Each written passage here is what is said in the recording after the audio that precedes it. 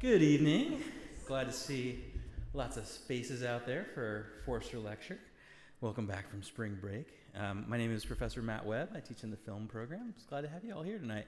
I've been asked to pray for us, so if you don't mind, please join me, and we'll take this to Jesus. God, thank you for this day. Thank you for the beautiful sun and the warm weather. And thank you that we get to work and study and live in community in a place like Huntington University. Thank you that we get to come together tonight and learn and listen. I pray that you would open our hearts and our ears to what we are to hear. I pray that you would prepare us for not just learning, but maybe even changing and taking what we know and putting it into action in the world. Bless our speaker tonight, and I pray that the words of his mouth would bring you praise. Amen.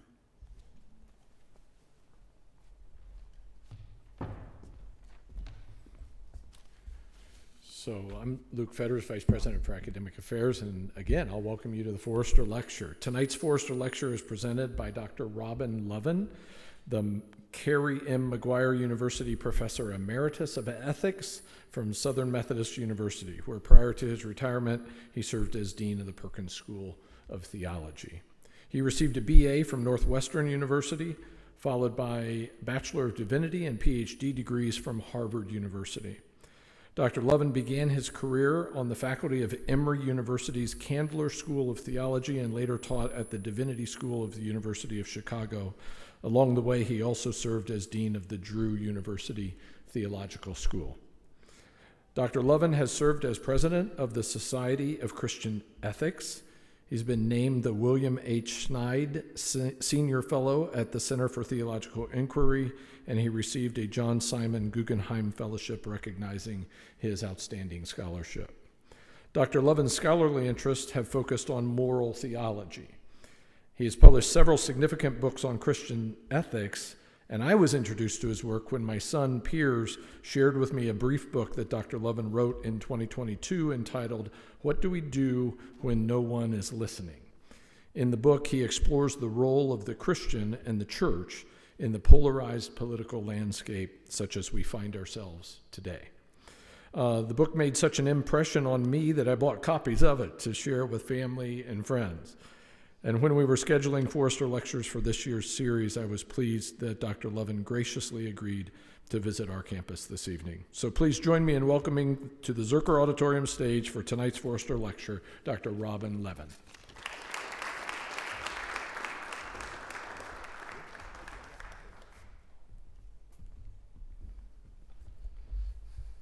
Well, thank you for that introduction, for the wonderful welcome I've had here today. I've just enjoyed being a part of your campus life because I have known Dr. Fetters and his son Piers for some time. I've known about Huntington, but this is the first time I've had a chance to actually visit, and I really appreciate the invitation and the opportunity.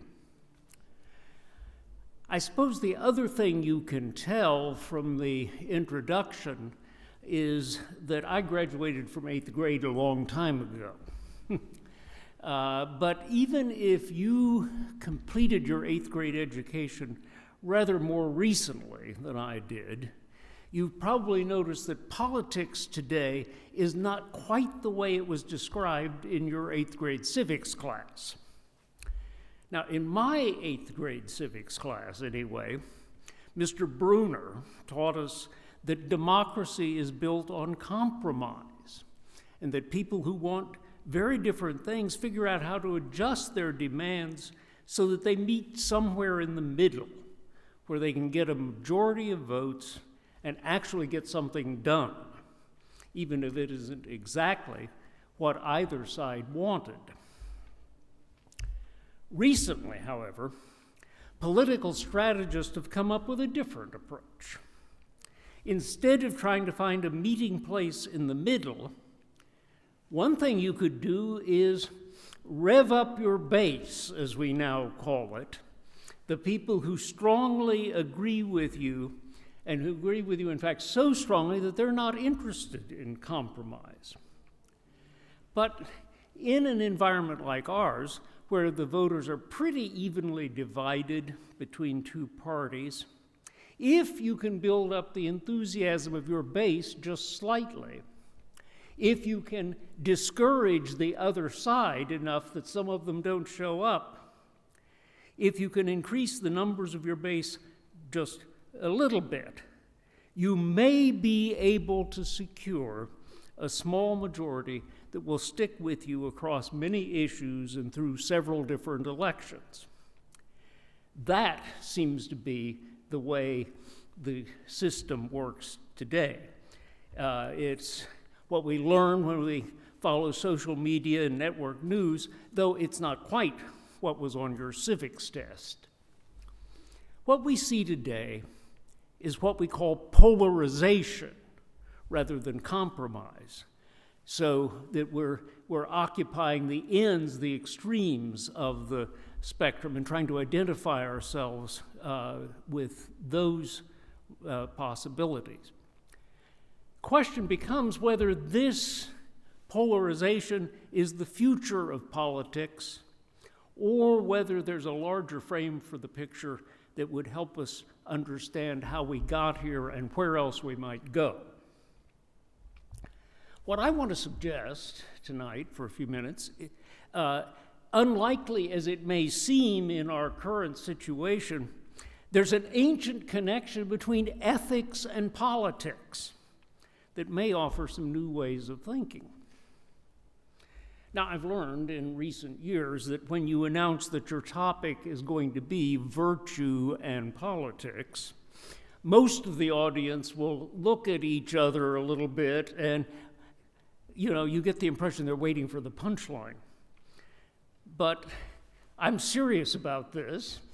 Virtue and politics are connected, I think, in a way that is real and that I think I can relate to your own experience. That'll take a few minutes, of course, because the gap we perceive between ethics and politics is so wide, and because the link between them is almost as old as politics itself. It goes back to ancient Greece, almost 2,500 years ago. At that time, by historical accident, really, the rocky peninsula that we today call Greece found itself in a kind of open space, politically speaking, at the eastern end of the Mediterranean. There were empires further to the east. There were migratory tribes moving around to the north. There were the Egyptians down in the south. But in that rocky peninsula, people began to settle, not just in villages, but in places that we would recognize as early cities. The Greek city was a new kind of place. It wasn't built around a temple or a palace, and the people who lived there had to figure out how to organize their lives in new ways. Their word for the city was polis, and so the ways that they organized these communities became what they called politicae. It's the origin of our word politics. You see how closely these things are connected historically. Now, you probably seen, maybe even in your own museum here, objects from ancient Greece, from their art and architecture, and what you get a sense of peace, tranquility, order when you look at ancient Greek art. But the world of politicae was not always as dignified and orderly as the marble statues are. The residents who got to make the political decisions were a small group that certainly didn't include women or slaves or any foreigners who happened to be there. And we know now that these decision makers like to see that pristine white marble that we see in museums painted in gaudy colors that probably match the colors of their clothing of the rich. And when they got together in public assemblies, their language could be pretty much as colorful as their clothing. Relationships between the cities, too, often resembled more what we would think of as an encounter between street gangs than what we would think of as international relations. But in between the riots and the raiding parties, there were lawmakers and philosophers who developed some serious thoughts about what a city requires. And their ideas are still with us in modern politics. One of the first summaries of those thoughts comes down in some lectures by Aristotle that became known as the Nicomachean Ethics. You can probably find that on the shelf in your library or bookstore. But interestingly enough, the word that is used most often for this subject matter in Aristotle's text is not ethikon, ethics, but politike. Politics is what he's talking about in this first text on ethics. In the beginning, thinking about ethics and thinking about politics are really the same thing. Now, Aristotle's basic idea was that a polis is held together by goods that people value and that can only exist because they're created and maintained by people who work together. Security against external enemies is an obvious good of that kind. And of course, there's criminal justice that a city requires. But the goods include a larger sense of justice about fair relations between people in their daily lives. The goods include culture, theater and athletic games and so on, and public spaces where people can meet and argue. Ethics and politics even encompasses the markets where people buy and sell things. Now, actually, the word economics originates as a Greek word for household management, oikonomia, and it was, for the most part, beneath the notice of the serious politicians. But once the people in those households started going into the public squares to trade things that they had made and grown, that got the attention of the politicians and the philosophers, even if it did take another 20 centuries or so to get to what you learn in your economics classes. So the context of building a city was a context of thinking about the qualities of thought and the habits of action that made it possible for that city to exist. It was in that political context that what we call virtues, like integrity and honesty and wisdom, first got discussed. Those were not discussions about how to behave in polite company like we might think you if you were being educated by your mother or grandmother or somebody in virtues. They were identified in the demanding task of everyday life, so that being virtuous meant making your way successfully through that maze of social relationships and requirements with which we all have to live. When you understand what virtue is, Aristotle thought, you understand the polis. You understand politics. Now, if that doesn't make a lot of sense to you after you finish watching CNN or Fox News, let me focus on one more thing that holds Aristotle's ideas about virtue and politics together. When I talk about creating and maintaining the human goods on which the shared life of the city depends as being what politics is about, I'm trying to build on Aristotle's idea that human goods are actually enduring realities. They're part of the fabric of nature that we only know when we have learned about them in experience and refined our ideas about them by education. So, and this is a little hard for us to get used to in the way we use terms in the modern world, but in Aristotle's language, goods, human goods, are not just a list of things that I happen to think I want at the moment. There are real human goods, and we can have correct or incorrect ideas about what those are and how to achieve them. Sometimes when I teach Introduction to Ethics, I try to make this point about the difference between what you want and what a real human good is, by suggesting that you've probably had the experience of thinking at 4 o'clock on Friday afternoon that you know what the human good is, and then discovering by midnight that same day that you were wrong about that.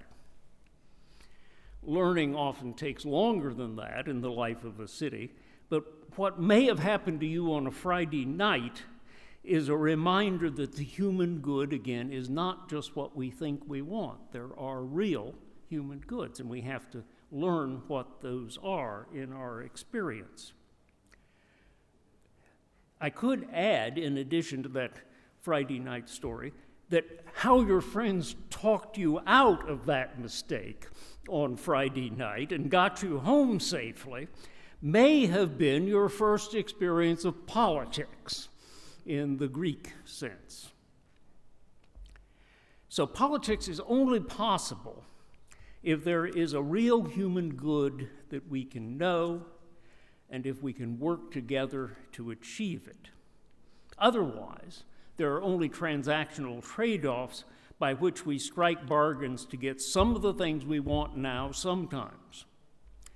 In that world, and it's a world where a lot of people today think they live, there are winners and losers, but there are no virtues because you have to have real goods to have virtues.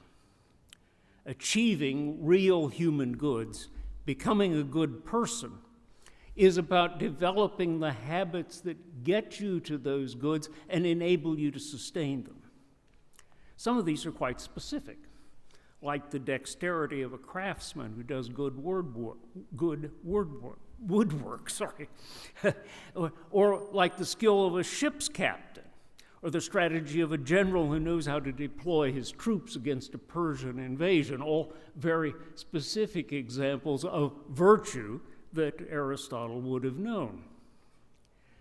But here's the point of Aristotle's work. Some of those habits of thought and action are generalizable across a range of different people and different goods. Aristotle called that department of thought practical wisdom.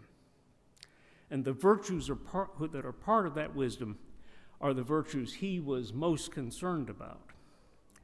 And it seems to me that his ways of describing those virtues are still relevant. He talked about courage as a virtue, which is taking a stand without being reckless about it. It's not just military action. It's also about how you assert yourself and stand up for the goods that are important for you in ways that demand respect for them from other people at the same time. Aristotle talked about moderation, which is pursuing good things in appropriate ways, and about justice, which is striking a balance between different goods when they can't all be achieved all at once. Now, it's hard to come up with a good, complete list, and the virtues that belong on the list no doubt change somewhat over time. Aristotle had a general definition of virtue, however, that is still worth thinking about as we go about the politics of creating and maintaining the goods that make our good lives possible today. Aristotle explained, by way of definition and generalization, that a virtue is a midpoint between two extremes. It's the midpoint between too much and too little. So courage is the mean between recklessness and timidity.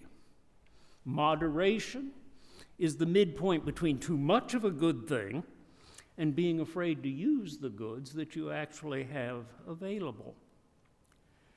And that definition of virtue as the ability to choose precisely the midpoint between an excess and a defect shows how difficult it is to achieve virtue, and why it's difficult to compress the requirements of virtue into a rule. Virtue is the result of experience. I do sometimes also add, for my benefit of my students, that the fact that virtue is that precise midpoint between an excess and a defect explains why there are always about twice as many vices around as there are virtues. Achieving the virtue is a difficult task, and again, it requires some experience to get there. Political virtues, then, originate in the skills it takes to get things done, in the education and expertise and the strategic skills and personal relationships that enable us to create the goods we share with other people. Aristotle wouldn't have known the term feedback loop, but what he was describing was a kind of feedback loop in virtue, in which we use the skills that we have to acquire virtues, and we learn on the basis of that experience. On the basis of that experience of acquiring the virtues, we get a better understanding of what the good human reality is. So politics, even in the 21st century, in an Aristotelian definition, begins where we are. The most important political action is what you are already doing, because it's the places where you create and maintain the goods that are important to you, that you've learned in your experience. You maintain them and create them in schools and neighborhoods and clubs and teams and jobs, and that is real politics. That's not easy to remember in a time like ours, when politics is staged like a spectator sport, with uniforms and baseball caps and star players and cheerleaders who make us think that our political task is to shout louder and raise our signs higher while the pros down there on the field do the real work. But real politics happens where we discover what our own good really is and acquire the virtues that enable us to work together to create it. It's politics as a spectator sport that isn't quite the real thing. Aristotle's virtues, I think, remain relevant to our real politics in the office and the classroom, and that's why, I'm a great fan of reading classical philosophy. As I say, I sometimes shut off the TV at night and read ancient history, because that's where I think I learn more than I do from the TV. I'm a great fan of classical philosophy, and I will admit that Aristotle is more boring than some of the other ancient philosophers, but commit yourself to reading a few chapters of the Nicomachean Ethics, and by the time you're done, you'll begin to see your own experience reflected in those pages. Courage, of course, is not the same thing as grabbing your sword and heading out to fight the Spartans. But courage as the midpoint between recklessness and timidity, which is what Aristotle was talking about, may help you think about how you can raise questions with authority figures like professors and deans and supervisors, or how to challenge somebody in your group who seems to be cutting corners on safety. Those things take courage, as well as going into battle. Moderation, not being afraid to use the resources you have without spending those resources like there's no tomorrow. That's another virtue that's as important as it was in Aristotle's Athens, and probably just as overlooked among us as it was among the Athenians. Now, there are other virtues that have joined the list since Aristotle wrote, especially under the influence of the Bible and Christianity. Humility was not a big favorite. among ambitious young men in Athens who may have listened to Aristotle's lectures on ethics. But humility comes with learning to see yourself as part of a created order, as the Hebrew scriptures began to teach us, a created order that is larger than the city you're building. The city is important, it's not the ultimate. So too, patience comes as your historical horizon expands and you see forces and purposes at work that reach beyond your lifetime and transcend your understanding. Creating the human good is not always about creating what we need now. Still, other virtues have been added by the more recent experience of larger societies and complex forms of politics. Fidelity comes to mind as a virtue.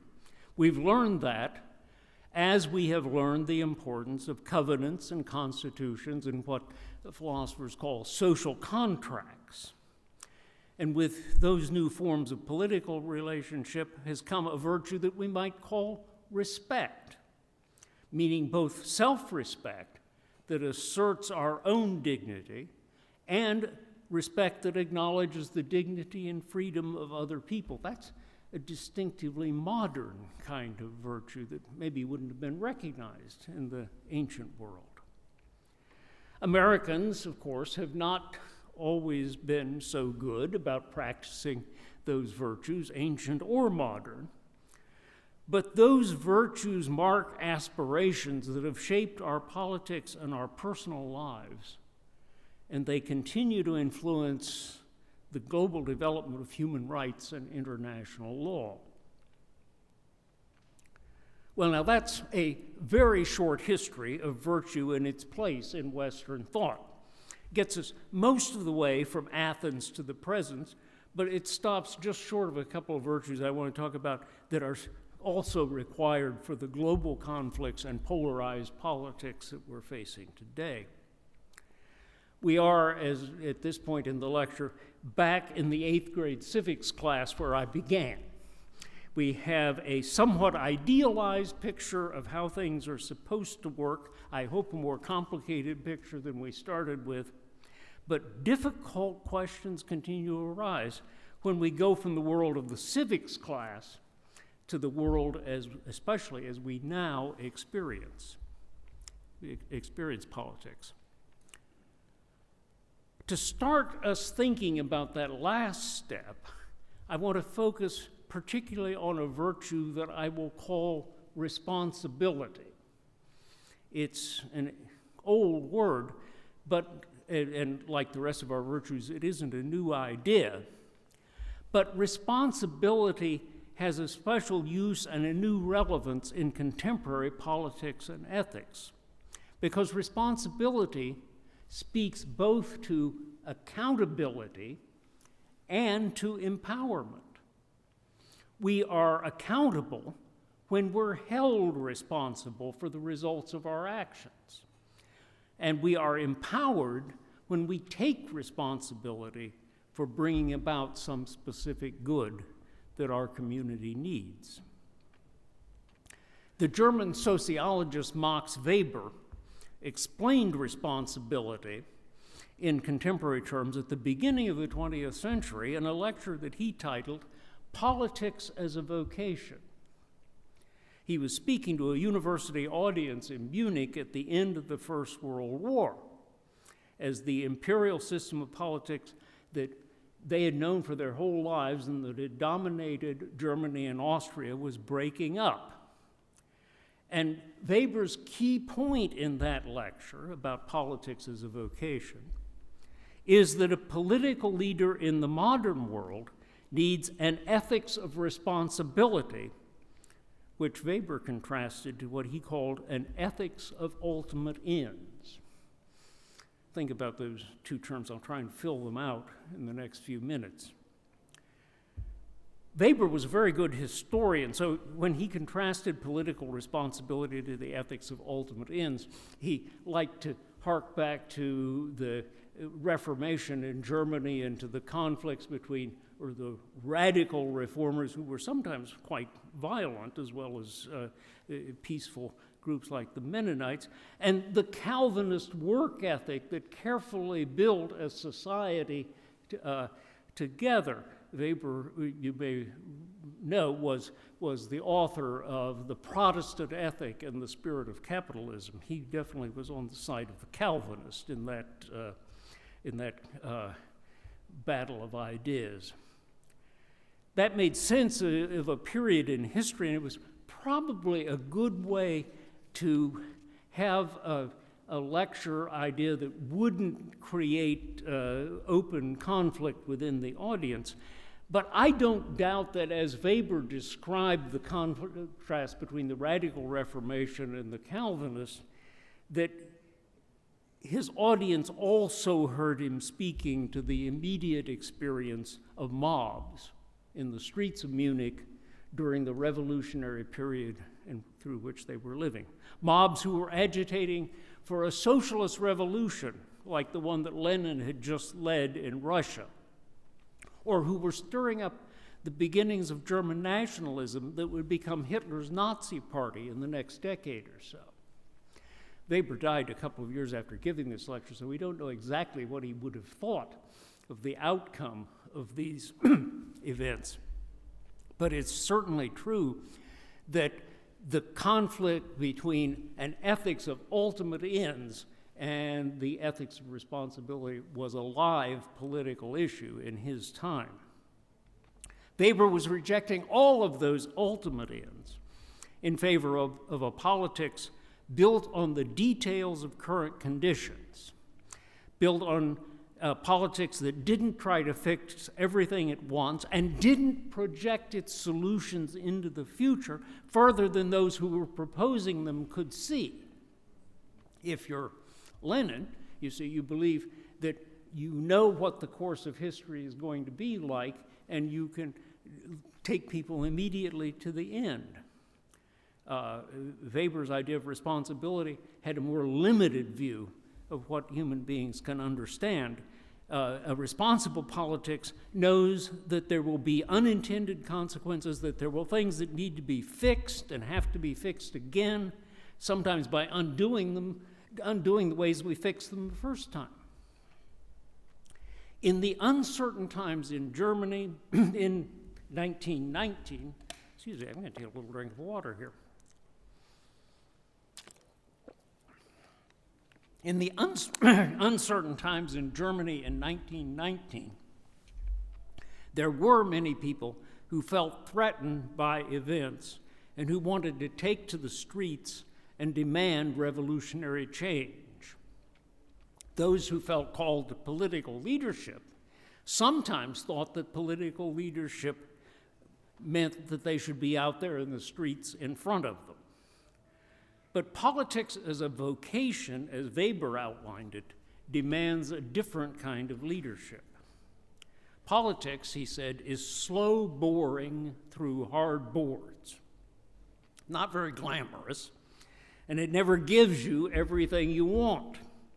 But one thing you can say for hard boards is that the slow boring gives you time to spot your mistakes before it's too late to fix them. And that's the kind of politics that Weber was interested in. To locate that idea in the framework of this lecture, in Aristotle's framework, we might try to restate the ethics of responsibility as an Aristotelian virtue. Responsibility is the elusive middle that avoids both too much and too little. Too little in this case would mean having no goals at all, ultimate or otherwise, just a series of fights that you pick because you think you have the resources to win them, or because you just like picking fights. Too much, by contrast, so again, too little is having no goals at all. Too much is believing that you've got the ultimate answer while everybody else is mistaken. For the ethics of ultimate ends, you hope that you can persuade everybody else to see that you've got the whole truth. But if they don't see it, well, then you're just going to have to make them do what you think is right. That's how the ethics of ultimate ends works. The virtue of responsibility is the midpoint between those two extremes. Being responsible means joining in cooperation with other people with the conviction that there really is a common good, that it's not just, a list of things that you want. It also means recognizing that precisely because these are real goods that you're pursuing together, you will all be learning more about those goods as you try to correct your mistakes before they become irreversible. I've tried to argue through this lecture that one reason why the Aristotelian framework is so durable is that it allows us to see the connections between the politics that we're all involved in our daily lives and what we've been led to think of as real politics at that higher, more general level.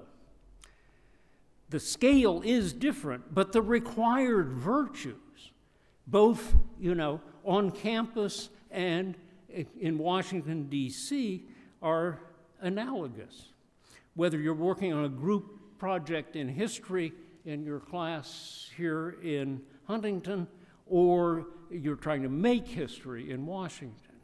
The mark of responsible politics is that it finds the mean between short-term transactional goals and an inflexible utopian ideal.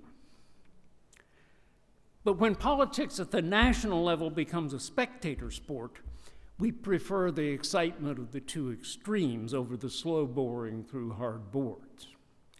When our side is winning, we want the utopian ideal, all of it, and right now, and no compromises or delays, thank you. When we're in the minority, by contrast, we prefer limited goals about which we can negotiate item by item, and we may even settle for a dysfunctional politics in which nothing gets done, as long as what's not being done is what the other side wants. One of the head-spinning things about our polarized politics today is that the margins between the two groups are so small that they can end up quickly flipping sides, as they did in the recent election. The winners and losers change places, and leaders find themselves scrambling to change strategies. Democrats and Republicans have had to do that over the last few weeks. Lots of people who expected to be calling the shots are now in opposition, and vice versa. And in a polarized politics, that's a recipe for getting nothing done. But I'm guessing that even if you enjoy politics as a spectator sport, and I kind of do, you understand the politics of responsibility because you've learned slow boring through hard boards in the places where you are really working to create goods you care about, along with other people who care about them too. If we could do more to show that we value that kind of responsibility and show that we know that it works, we might be able to demand more of it from the people who believe that they are the real politicians and who want to convince us that their polarized reality is the real politics. Perhaps now is the time to recover some confidence in those lessons about democracy that we once learned in civics class and have also learned in our own political experience. Perhaps now is the time to see if we can make real politics look more like the reality in which we live. Thank you.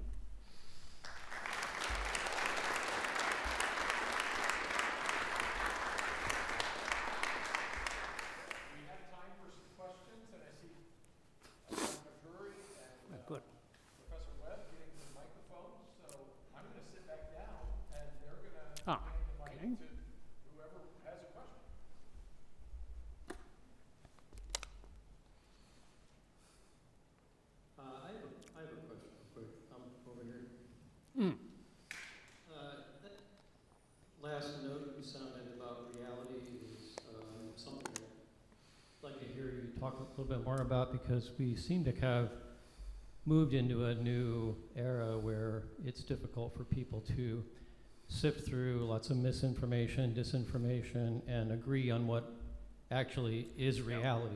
Like, I think it's been said by some that we live in dueling realities, and we kind of have an information milieu that we live in that's different from our political opponents. yeah, And so if we're drawing from different wells of information and drawing from different wells of what we consider to be reality, what's the likelihood we're going to come to the middle, find common ground, do this kind of work that you're describing?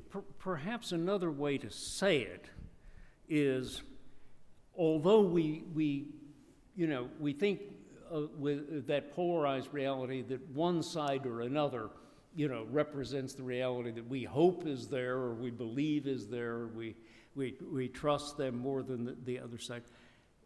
I think we've got to learn to mistrust both sides of that political argument that presents itself in such polarized ways. And again, as I was suggesting, learn to trust our own experience of the ways that we build coalitions around practical issues as I say, in campus life, in local politics.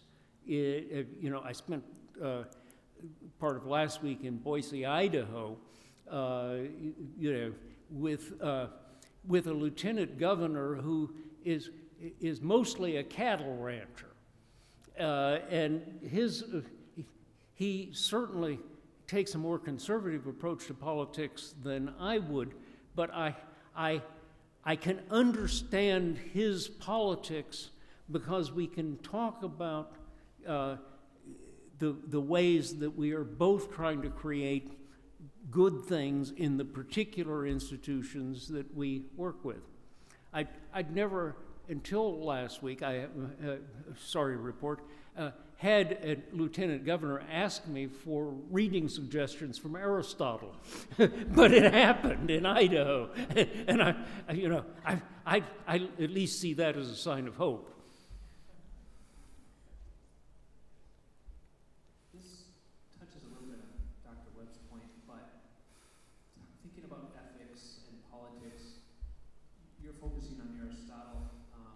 I'm reminded of Confucius was asked on how to rectify a political turmoil situation, and he said the first thing he would do is rectify names, fix how we describe reality. This kind of gets to what Dr. Webb was talking about. But how, if we have people who have completely different definitions of what a virtue is, what courage is, is there some sort of education to normalize that? Going to the Greeks, they had a very active policy of ostracizing different people, different troublemakers, or the famous story of ostracizing someone because he was too good. Yes, right. How do we rectify the names? How do we get on that same use of words that we would want to have dialogue? Like you're saying, this cattle rancher, you were able to have that conversation because you had a commonality of names or words of language. How do we get to that for disparate groups? Well, it may be, again, to start with the cattle rancher lieutenant governor, one of the things, of course, is we are both about the same age, and so we've had experience of a long series of political turnovers, and we may have slightly different ideas about where we want it to go next, but we're both pretty well convinced that the ultimate end is not available to us. And that, maybe that's, I'm trying to, I think the introduction of Confucius is really good here, and I'm trying to think about how to put this in Confucian terms, but I think then what we might say is that the rectification of names there involves turning your goals into real change that you can visualize. And it doesn't mean that you're going to agree then on that, but at least it means you can argue about real things and not argue about the socialist revolution or something like that. Oh, there we go. So, you know, you turn on the news and you see big, scary words about our political situation, all this division, things like unprecedented is one I hear a lot. But, I mean, I was wondering, is there another situation in history, another country kind of like ours that's been kind of in a similar situation, and what happened to them? That's a good question, and I'm sure any professors of history will agree with me that this is the right way to solve those questions. I have had a very interesting time over the last few weeks listening to audio books, you know, in between other things, about the 17th and 18th centuries in England, which likewise went through a series of very serious revolutions and found themselves unable to deal with each other. They were divided along religious lines as well as political lines. And you know, the story of how they normalized their politics and got to the beginnings of what we think of today as constitutional monarchy and parliamentary legislation and so forth, it is at least an encouraging picture of both how bad it can get and then how a political system can revise itself. Yeah.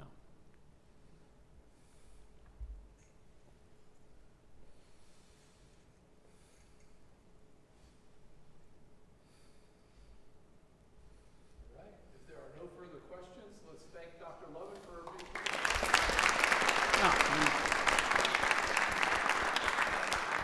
One more question, and we still have a few minutes. Yeah. Go ahead. Well. Dr. Webb, we won't clap for you again, though. Oh, thank you.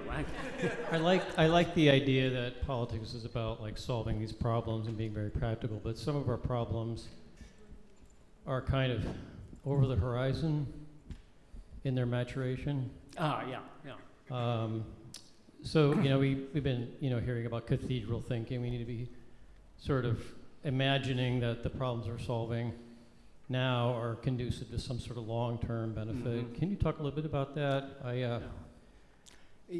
Yeah, I've had just a sentence or so in there, but I really meant that to include Christian theology's contribution to our political wisdom and ideas of virtue, because, you know, to believe, let me put it this way, to have faith in God's ultimate guidance of history, it makes it possible for you to have ultimate ends to which you are committed without turning those into immediate political goals. It makes it possible to believe that history is going someplace without having to think that you're the one who knows. And so that would be my basic response to the question that you raised. It's not an easy discipline, of course, because it's very easy on the one hand to shrug it off and leave all the responsibility to God, and it's also pretty easy, especially in the current situation, to think that we'll give God a little help here and move history faster than it seems to be going. Again, faith is about spotting the midpoint between those two opposite extremes. Well, thank you all for coming tonight. And Thank you.